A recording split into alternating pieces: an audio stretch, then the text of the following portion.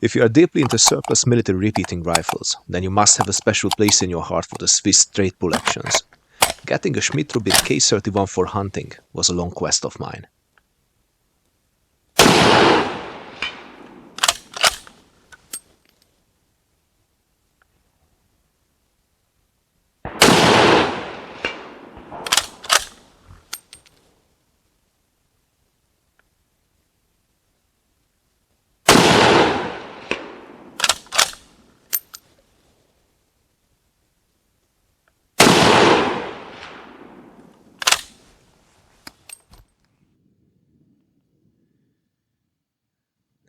I still love the first snow. In fact, this thing never changed. I still have the same feeling that I had as a child when it arrives.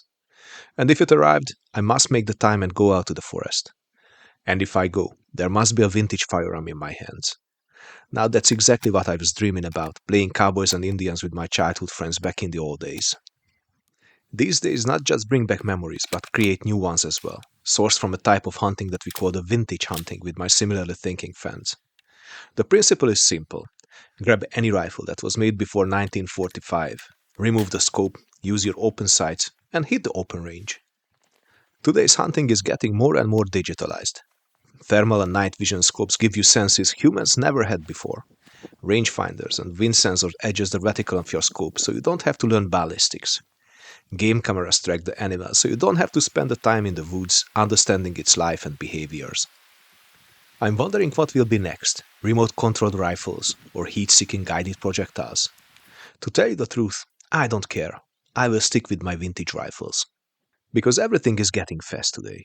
The gadgets supporting the hunter makes the hunt instantly successful. These high-tech toys substitute experience and knowledge. They will surely make you more successful, but in the meantime they will kill the sacrality of hunting. And this is why I love vintage arms, especially the surplus military rifles. They are not the ultimate hunting rifle. They are not as advanced as the rifles advertised today, but with proper skills they still do the job. And they were built to last, while I wonder where the newly made rifles will be in 10 to 20 years. Today everything is designed to last only for a few years, so you'll have to buy a new one to keep the manufacturers and the trade going. This is surely not true for these old workhorses. They were designed to withstand the brutality of wars and the harsh treatment of soldiers. The K31 is one of the best of such kind of rifles, and it feels very comfortable in beautiful winter times like this. So come with me to this adventure, put meat on the family table.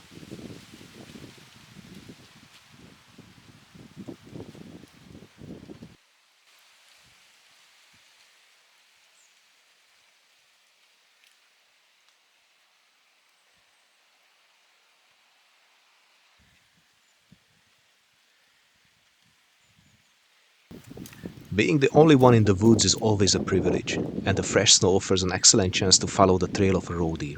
At this time of the year, the female and the young one are open for hunting. Would make a good source of meat for the upcoming Christmas season.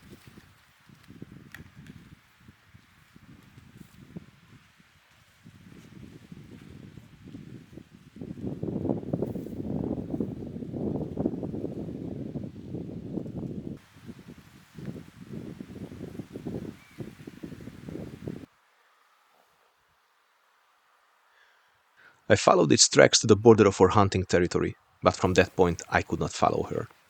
So what remained is walking the woods and enjoying the beautiful day. This day was a good proof that good hunt does not necessarily mean that you have to pull the trigger.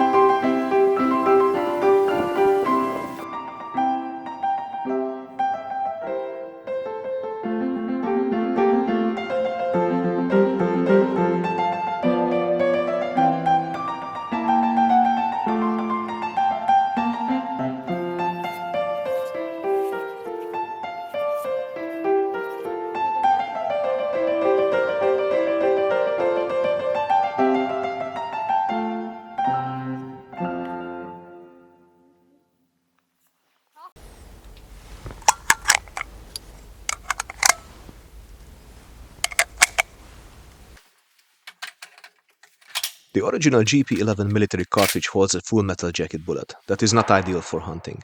Therefore, I developed the load for traditional soft point projectiles. These are the first 65-meter tests.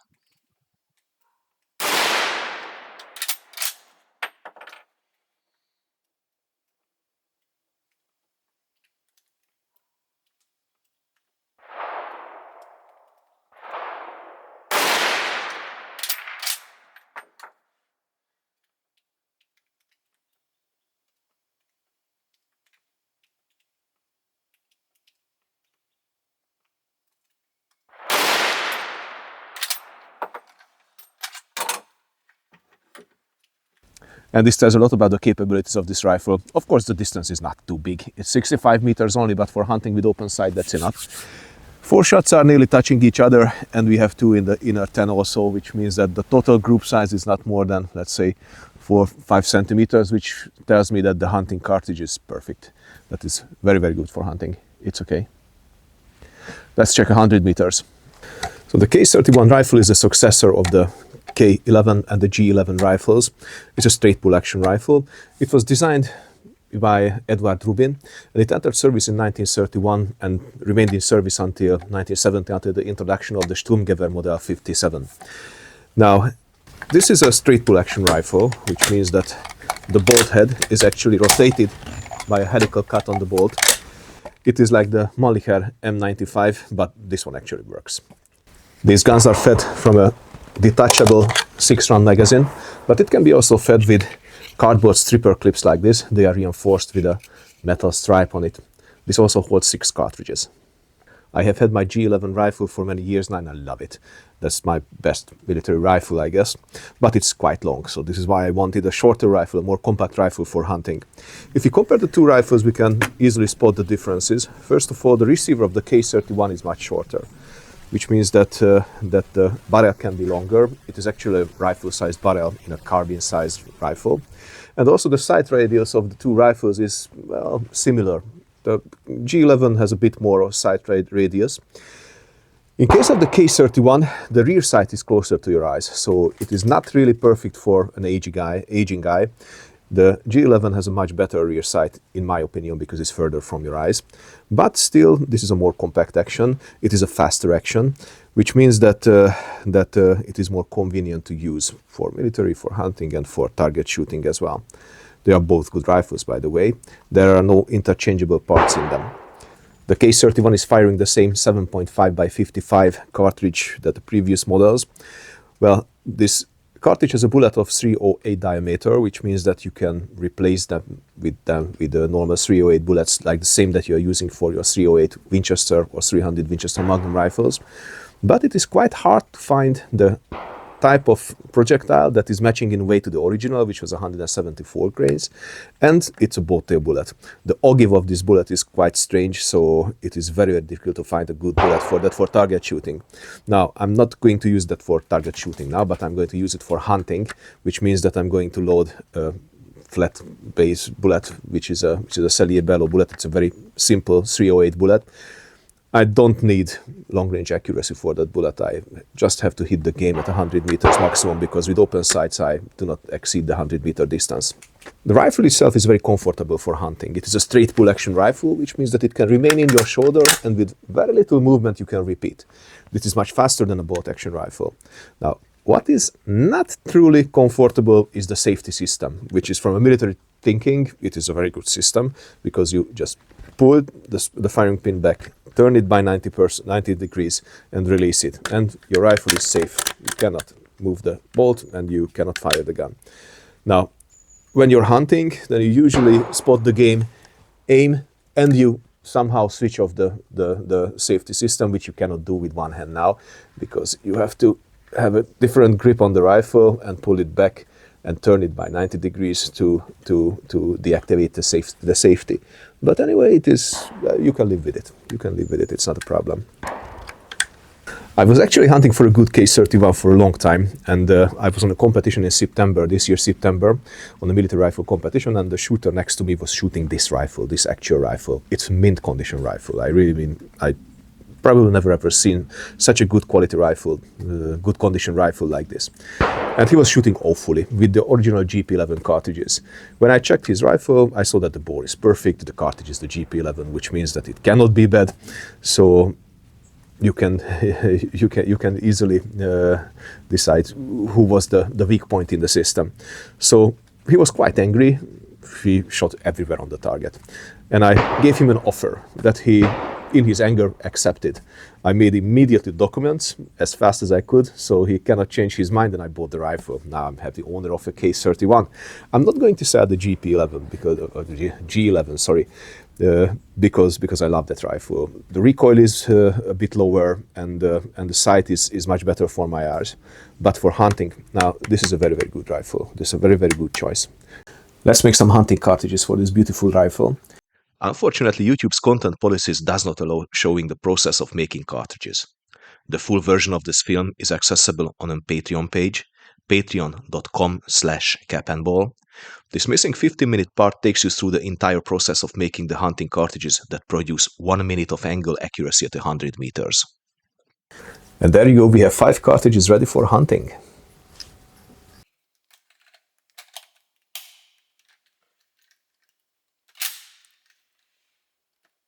This is now time to try the rifle to 100 meters. This is the outer edge of my open sight hunting distance.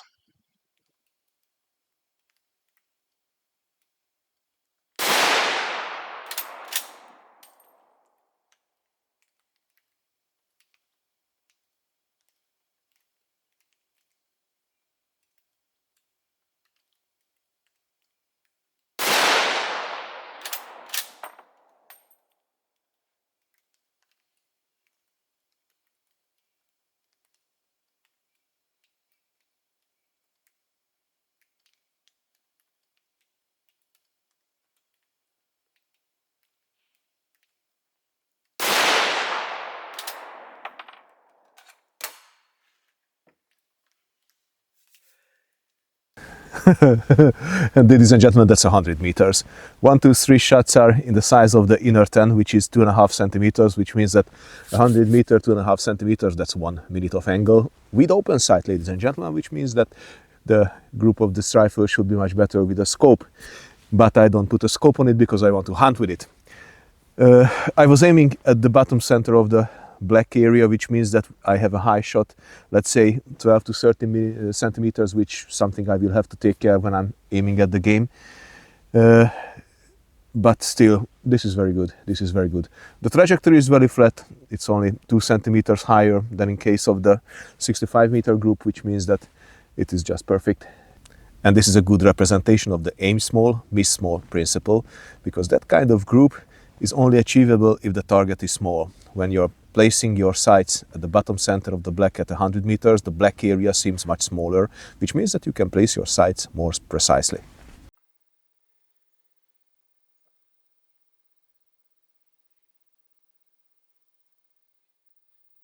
It took only a few days for the first snow to melt, but something still remained in our mountains close to Budapest.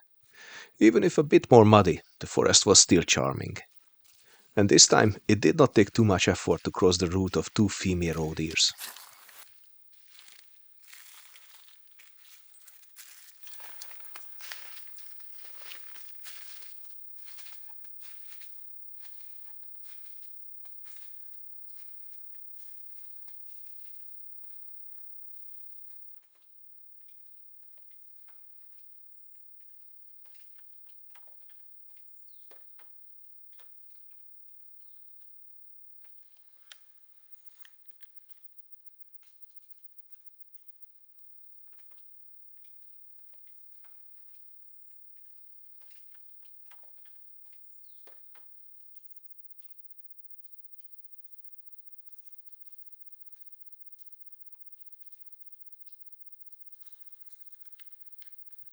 The distance is only 80 meters.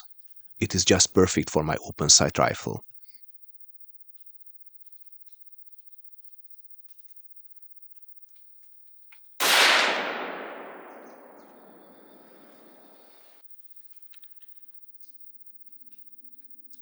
The roe deer marked a good hit, and I could see that after a few meters it collapsed unconscious close to a tree.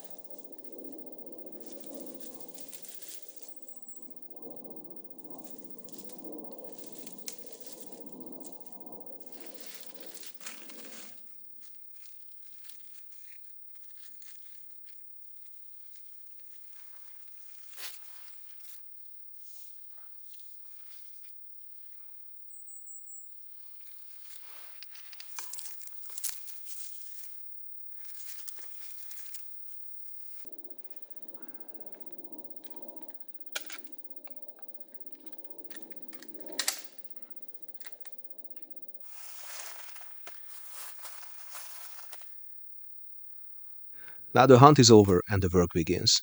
Opening the game, bringing it back to the lodge, and then processing the meat will take a few more hours. But that's a job you do with joy.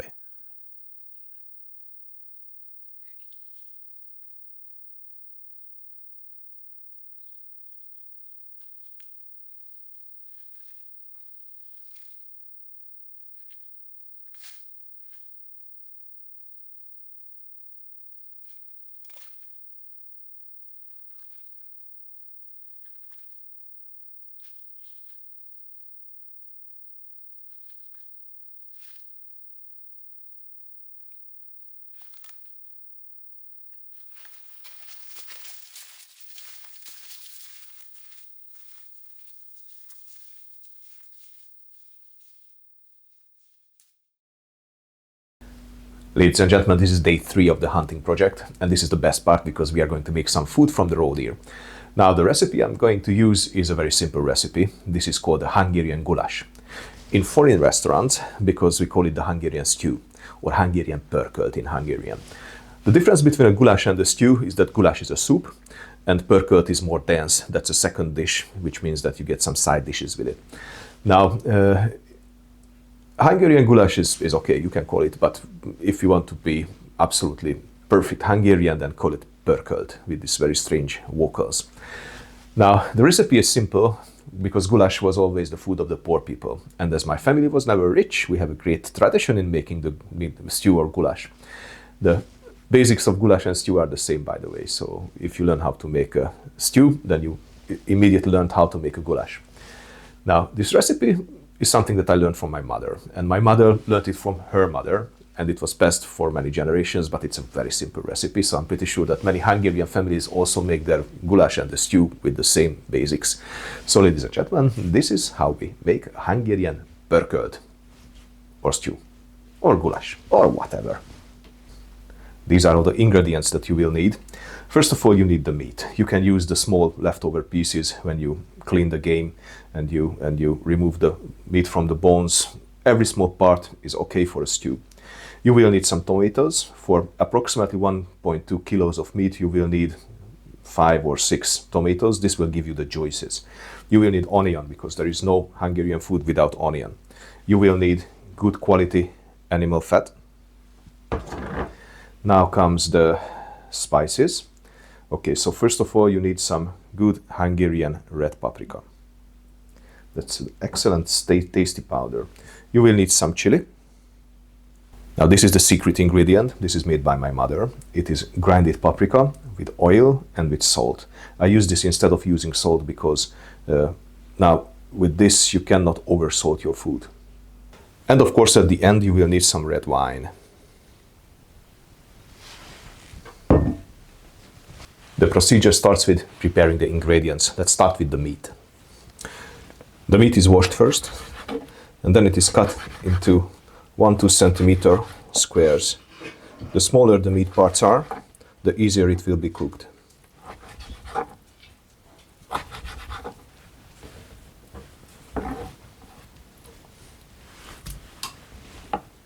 And now comes the best part. We call it pörkölt. Pörkölni in Hungarian means to burn or to fry, which means that before cooking it, we will have to fry the meat.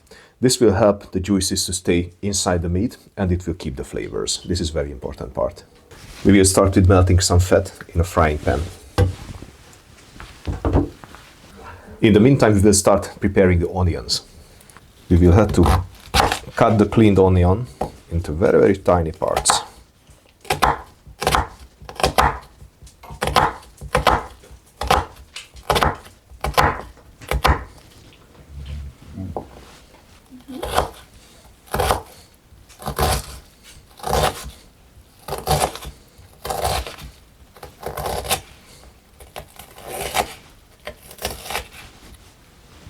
Like this. The onion is ready and I can already smell that the fat reached the desired temperature. Let's put in the meat.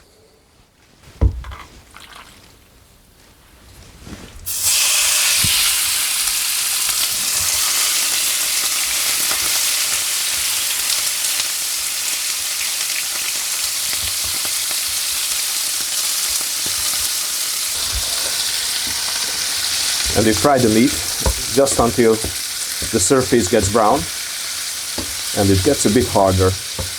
This will seal the juices and the flavors inside. And when it is ready, we just put it aside.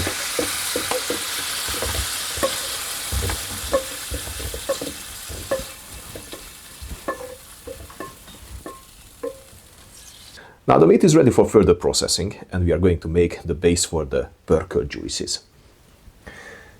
We need a pan that is large enough and we are going to put approximately 200 grams of fat in it.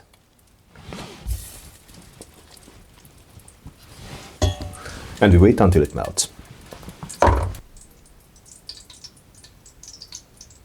When the fat melted, we add the onion.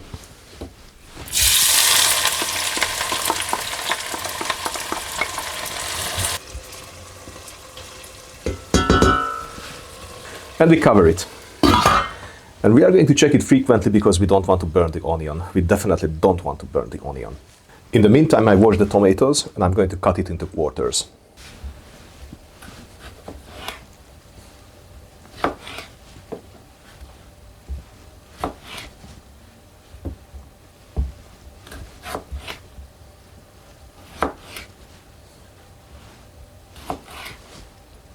Now we are after something like this. Now the onion seems to be ready. Let's add the tomatoes first.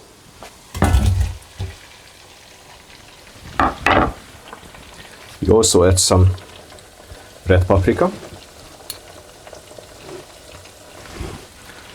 and some of the secret ingredient.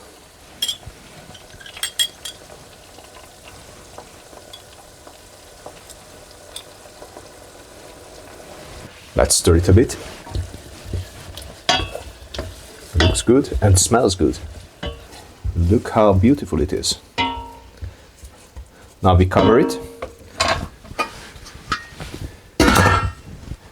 We go back with the heat with less than medium and we wait until the tomato gives its juices out. Now, but be careful because it is very, very easy to burn it. And if you burn it, you can throw it out. So check it frequently and be careful with the heat. Let's check it. Oh,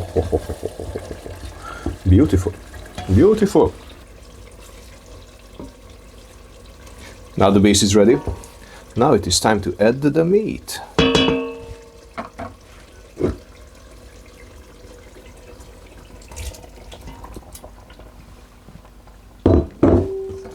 Let's just stir it a bit. There you go. We add some more paprika.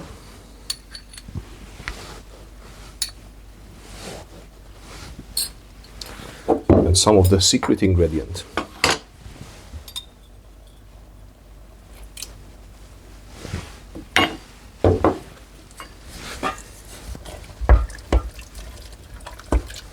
Okay.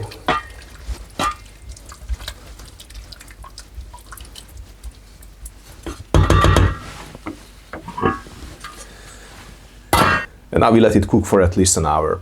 In case of roe deer, 1 hour, 1.5 hours should be enough. If it's wild boar or young one, it is the same. If it's an older one, well, probably 1.5, 2 hours or probably more. But you can arrive to the point when it will be ready. So we leave it here until the meat gets soft. Be careful with the heat, leave it under medium. It is better to be slow than burn it. Stir it time by time, so the bottom does not burn. But let's see, it is just boiling. This is the right temperature.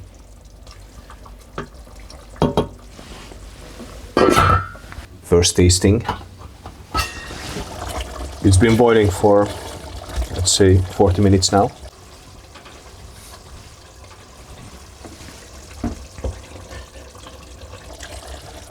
Oh, and it is starting to look like a purkert. Let's get a smaller piece of meat.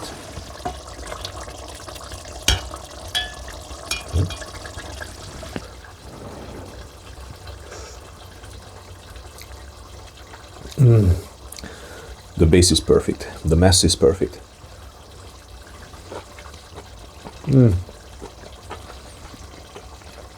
Meat is also tasting very good, but it will still need a quarter of an hour.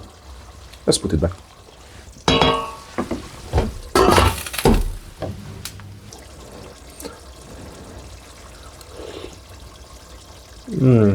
Soft.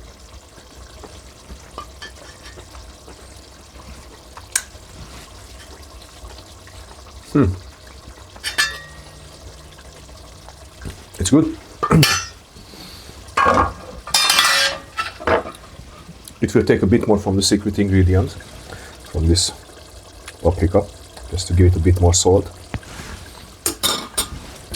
And just to increase the reddish color, I'm also going to add some more red paprika, just for the color. But it is technically ready. Oh yeah, let's not forget some chili. This is also homegrown chili, so this is what my wife makes in the garden. Just a bit, so we won't offend everybody with a very hot food.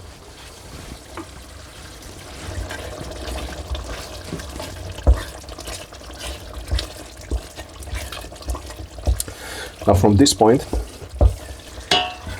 I am not putting the lid back because I want to boil the excess water.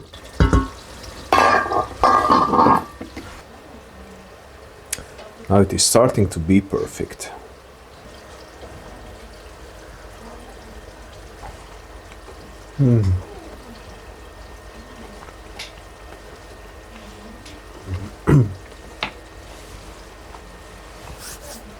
When the meat is near perfect, we add some red wine. That's really the last phase.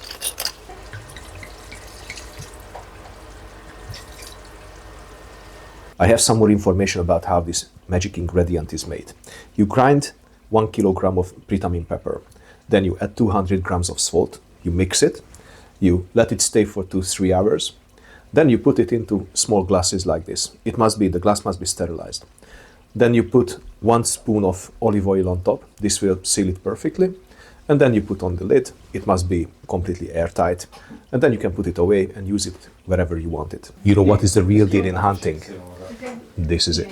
When you have your friends and your family at the same table and they are eating the food that you made from the very, very beginning till the very, very end.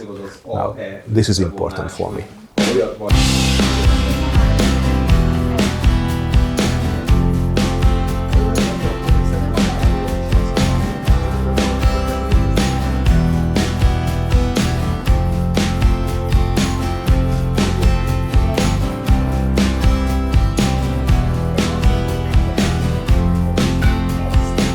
Ladies and gentlemen, thanks for watching this hunting story in beautiful bright Hungarian language. Please support us on patreon.com/Capandball. Please like, share, comment and subscribe to our channel. Until next time, stay cool and keep your powder dry.